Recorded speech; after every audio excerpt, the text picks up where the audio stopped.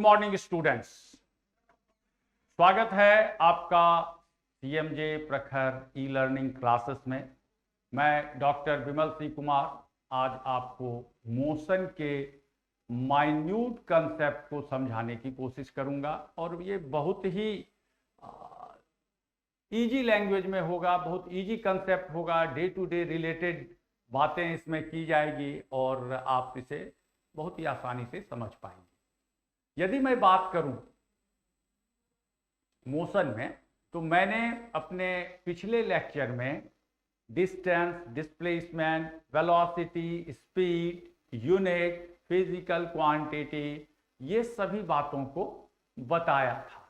साथ में वेलोसिटी दो तरह की होती है, एक यूनिफॉर्म वेलोसिटी और दूसरी नॉन यूनिफॉर्म वेलोसिटी, ये भी कंसेप्ट बताया था। जबकि हम अलग अलग इस वेलोसिटी से अलग अलग डिस्टेंस को अलग अलग टाइम में ट्रैवल करते हैं तो ये नॉन यूनिफॉर्म हो जाता है, और सेम यदि हो तो यह यूनिफॉर्म वेलोसिटी होती है। अब यदि हम बात करें यूनिफॉर्म और नॉन यूनिफॉर्म वेलोसिटी की, तो यूनिफॉर्म वेलोसिटी में तो through out the motion velocity same है, लेकिन यदि नॉन यूनिफॉर्म है तो वहां एक एवरेज स्पीड का, एवरेज वेलोसिटी का कंसेप्ट आता है।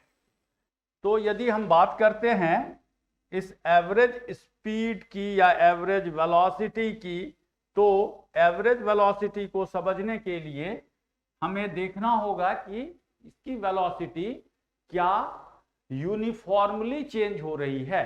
यूनिफॉर्मली चेंज होने का मतलब है कि फर्स्ट मिनट में या फर्स्ट यूनिट ऑफ टाइम में यदि ये 5 किलोमीटर पर आवर थी, तो 2 किलोमीटर पर आवर के स्पीड एक्सीलरेशन से ये बढ़ रहा हो 2 किलोमीटर पर आवर, तो ये यूनिफॉर्म वेलोसिटी कहलाएगी।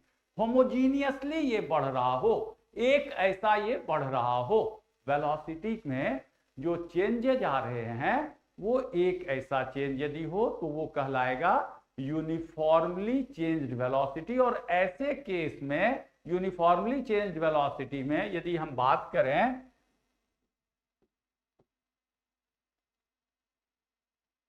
एवरेज वेलोसिटी की, जिसको कि हम सिंबलाइज वी एवरेज से करते हैं, तो ये हमें मैथमेटिकली अरिथमेटिक मीन से मिल जाता है। अरिथमेटिक मीन किसका? इनिशियल वेलोसिटी और final velocity. You initial velocity है और वी फाइनल वेलोसिटी है। ये फाइनल और इनिशियल को ऐड कर दिया और 2 से डिवाइड कर दिया, तो इसे हम कहेंगे एवरेज वेलोसिटी। लेकिन कंडीशन यह है कि यह वेलोसिटी यूनिफॉर्मली चेंज हो रही हो, और यदि यह नॉन यूनिफॉर्म है तब हम एवरेज वेलोसिटी कैसे निकालेंगे? For non uniformly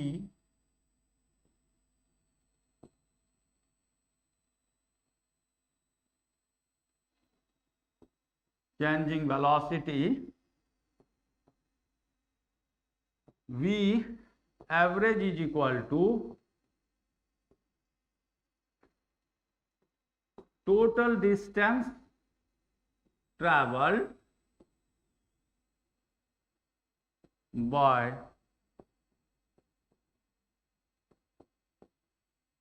total time taken। जितना टोटल डिस्टेंस ट्रैवल किया और जितना टोटल टाइम लिया, उससे हम एवरेज वेलोसिटी कैलकुलेट कर सकते हैं। इसको और भी आप समझने के लिए, यदि मान लीजिए कि ये V1, V2, V3 और ये V4 है, 4 तरह की वेलोसिटी हमने ली। ये है 5 किलोमीटर पर आवर, ये है 7 किलोमीटर पर आवर, ये है 9 किलोमीटर पर आवर और ये है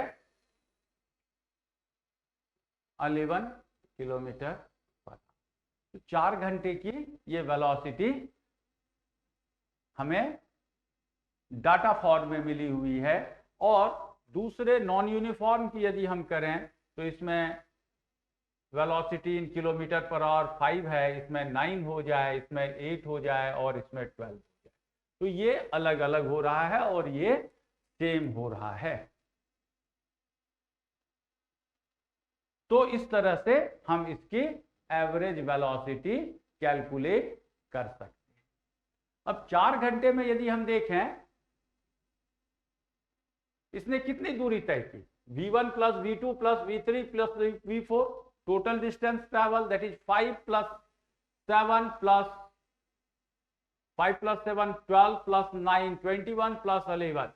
तो v1 plus v2 plus v3 plus v4 is equal divided by 4 ये होना चाहिए।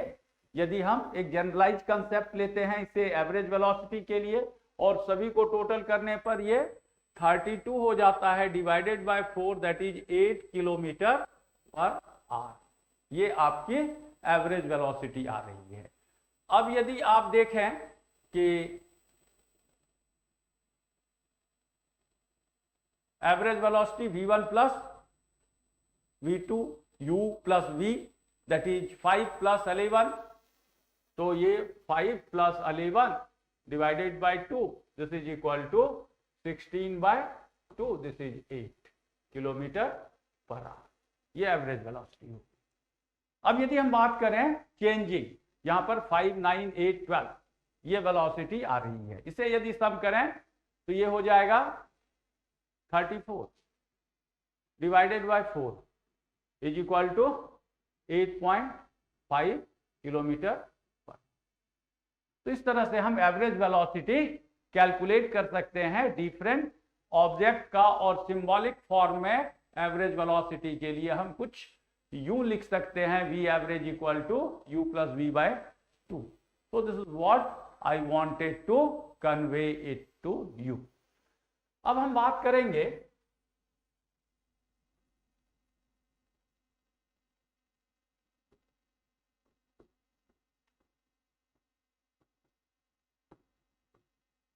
Change in velocity. Change in velocity जैसे आपने चेंज इन पोजीशन की बात की, चेंज इन डिस्प्लेसमेंट की बात की, it was time change, change with respect to time. यहां पर भी हम चेंज इन वेलोसिटी की बात कर रहे हैं, तो this is change in velocity with respect to time. अब वेलोसिटी यदि चेंज हो रहा है, कहने का मतलब फाइनल वेलोसिटी से, इनिशियल वेलोसिटी से फाइनल वेलोसिटी में यह चेंज हो रहा है। से इनिशियल वेलोसिटी 5 किलोमीटर थी और यह 10 kilometre during course of time हो जाती है, तो u is equal to 5 and v is equal to 10। Initial और फाइनल वेलोसिटी का यूं कंसेप्ट है। और यदि यह चेंज होगा तो ये हो जाएगा final velocity minus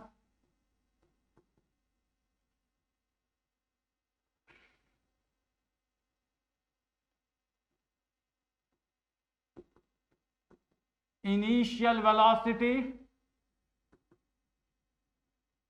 divided by, जैसे कि हमने देखा था कि वेलोसिटी के केस में फाइनल डिस्प्लेसमेंट या final position minus initial position divided by. यहां पर हम पहुंचे बाद में और जहां हम पहले थे उस दोनों के डिफरेंस को यदि हमने देख लिया तो this is called change with respect to time. Object यूं मूव कर रहा है, ये इनिशियल पोजीशन है, जीरो पोजीशन है, say this is position A, this is position B, position A is at 5 metre, position B is at say 20 metre, and time taken in traveling from here to here is 3 seconds, say this is 1 second। तो यदि हम velocity की बात करें तो यहां velocity पता करने के लिए 20 माइनस 5 डिवाइडेड बाय 3 सेकेंड है यह, तो 3 that is 15 bye 3 5 metre per second. This is your average, this is your velocity. Now if we talk of acceleration,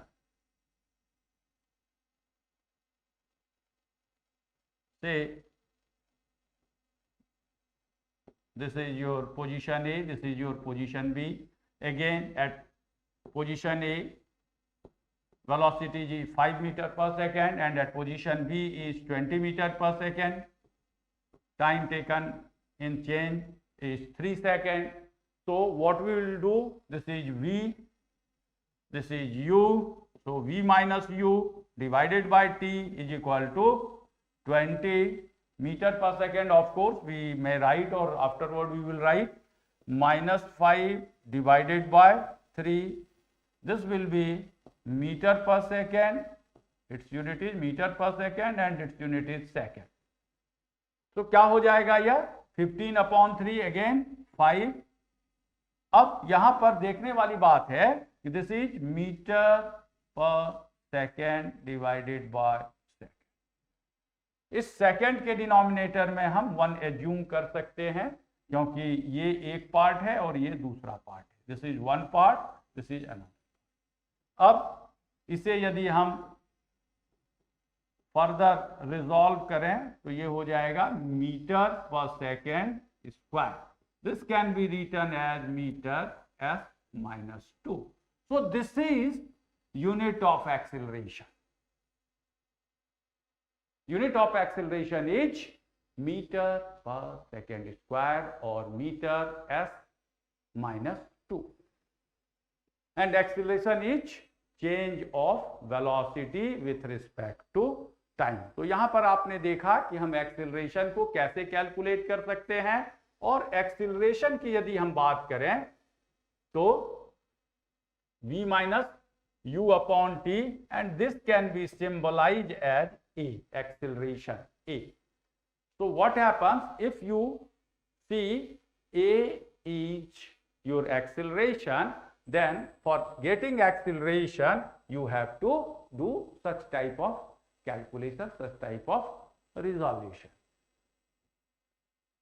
Next, ये हमने एक जनरल कंसेप्ट, एक बोलचाल की भाषा का कंसेप्ट देखा. यदि हम इसकी बात करें ग्राफिकल रिप्रेजेंटेशन की, ग्राफ के फॉर्म में हम इन सभी कंसेप्ट को दिखाने की कोशिश करें, तो ग्राफिकल रिप्रेजेंटेशन में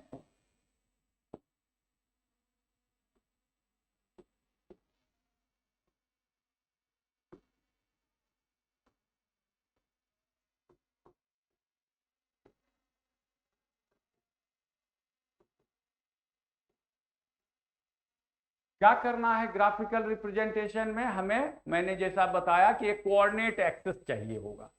एक कोऑर्डिनेट एक्सिस जिसमें कि कार्टेशियन कोऑर्डिनेट एक बहुत ही सूटेबल, बहुत ही प्रेजेंटेबल एक्सिस है. तो हम कार्टेशियन कोऑर्डिनेट में जनरली इसे डिनोट करते हैं, जिसमें दो एक्सिस परपेंडिकुलर डायरेक्शन में होते हैं, जैसे दो वॉल 90 डिग्री पर यह होते हैं, और इसको हम प्लेन में, प्लेन सरफेस पर यूं बना सकते हैं. This is your coordinate axis. अब इस कोऑर्डिनेट एक्सिस में हमें रिप्रेजेंट करना है. क्या रिप्रेजेंट करेंगे हम?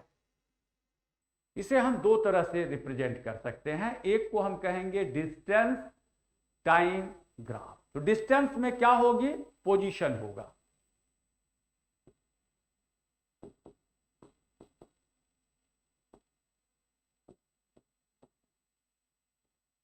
और टाइम में क्या होगा?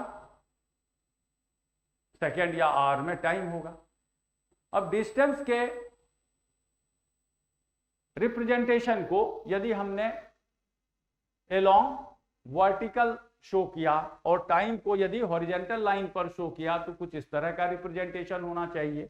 अब मान लें टाइम हमने लिया 2 सेकेंड, ये सेकेंड में ही टाइम लेते हैं. 4 सेकेंड, 6, 8, 10. ये टाइम को हमने रिप्रेजेंट किया। अब ये रिप्रेजेंटेशन जो टाइम का हो रहा है, इस टाइम रिप्रेजेंटेशन को हम फर्दर डिस्टेंस के फॉर्म में यदि देखें तो this is 10 metre, 20 metre, say 30 metre, 40 metre. Object यदि straight line with some inclination show कर रहा हो मूवमेंट, ऑब्लिक लाइन ये जा रही है passing through origin, this point is called origin. अपने पिछले क्लास में मैंने ऑरिजिन क्या होता है, polar coordinate, Cartesian coordinate, x axis, y axis, ये सारी बातें बताई थी, उससे डिस्टेंस की चर्चा की थी। तो यहां पर हमने ऑरिजिन बना दिया। ये हमारा टाइम एक्सिस है और ये डिस्टेंस एक्सिस है, इसके ऊपर मूवमेंट हो रही है। से in 2 seconds object is at 10 meter distance, then in 20 meter position, this time taken is say 4 seconds. For say 30 meter it is at 6 seconds and 40 meter it is say at 8 seconds. तो ये एक uniform motion show करता है जिसमें every interval of 10 metre it takes 2 second in movement, इसलिए ये straight line आई। अब इसमें क्या क्या हो सकता है, यदि हम बात करें इसी एक्सिस की, यदि इसी एक्सिस की बात करें तो क्या क्या पॉसिबिलिटी है, किस तरह के ग्राफ एग्जिबिट हो सकते हैं। एक ग्राफ ये हो सकता है, ये डिस्टेंस है, distance in meter and time in second। एक ग्राफ कुछ ऐसा आ सकता है, that is time is increasing but there is no change in position। यहां जो पोजीशन थी ऑब्जेक्ट की वही पोजीशन इस पॉइंट पर भी है, जबकि टाइम चेंज हो गया। इसका यह मतलब हुआ कि ऑब्जेक्ट ने समय तो लिया लेकिन पोजीशन उसकी चेंज नहीं हुई। It means object is static, object is at rest. ये ऑब्जेक्ट अपनी जगह से हिला नहीं, like this panel is static, it has not moved, it means this is the position after change of time. दूसरी चीज क्या हो सकती है कि ऑब्जेक्ट कुछ यू मूवमेंट शो करे। Initially object is at rest for a while, for some time object is at rest, लेकिन हमारे फ्रेम ऑफ रेफरेंस में जब हम थोड़ा टाइम पास करते हैं, से 2 सेकेंड, 4 सेकेंड, जो भी यहाँ का पैरामीटर है, इस पैरामीटर को क्रॉस करने के बाद ऑब्जेक्ट से सोच होमोजीनियस चेंज इन पोजीशन। जैसे ही स्ट्रेट लाइन आएगी इसका मतलब है कि वेलोसिटी और position is changing uniformly, so velocity is constant. तो ये हो गया यहां पर कि ये इसकी वेलोसिटी बन रही है लेकिन यह homogeneous change in position show कर रहा है। अब बात आती है,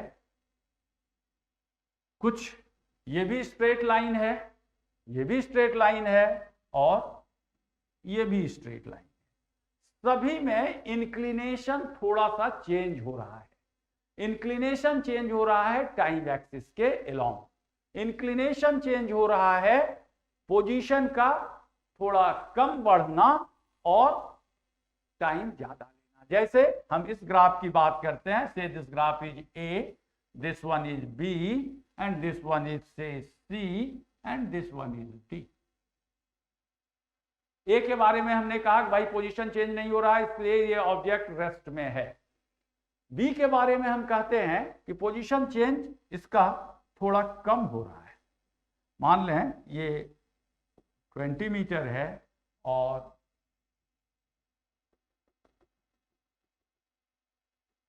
ये 40 मीटर है, ये time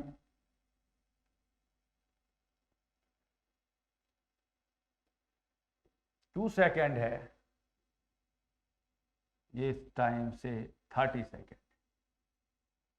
this is 30 second.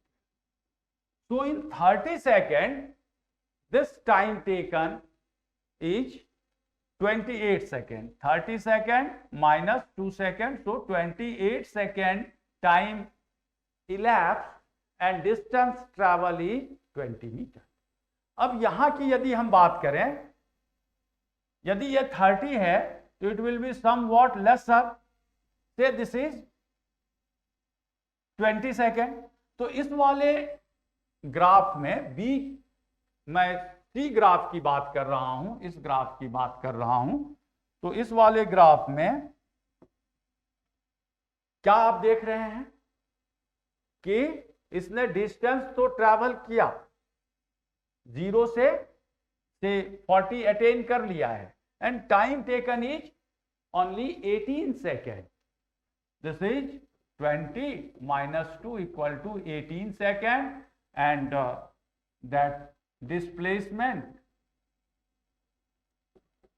S is equal to 40 minus 0 equal to 40 metre. अब यहां पर इसकी वेलोसिटी ज्यादा हो गई,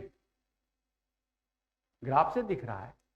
और यदि हम डी ग्राफ की बात करें तो again it is somewhat inclined, less inclined, तो इसमें थोड़ा सा अंतर है. कहने का मतलब इसकी वेलोसिटी, सबसे ज्यादा वेलोसिटी सी ग्राफ की है, देन डी की है, इसके बाद बी की है, और ए तो रेस्ट में ही है. तो this is what graphically we can interpret. हमें ये बातें ग्राफ से समझ में आती है, और ये ग्राफ एक बार देखते ही आप बता दोगे कि किसकी वेलोसिटी कैसी है और किसका मूवमेंट कैसा है. Hope this is clear to you. If so I will suggest, I will request कि आप हमारे चैनल CMJ प्रखर को सब्सक्राइब करें, लाइक करें और अपने फ्रेंड्स के बीच शेयर करें. नहीं तो एक दिन आपके फ्रेंड कहेंगे कि तुम तो सीखते रहे, होशियार हो गए और हमें पीछे छोड़ दिया. इसलिए शेयर करना, लाइक करना और सब्सक्राइब करना नहीं भूलें. Thank you.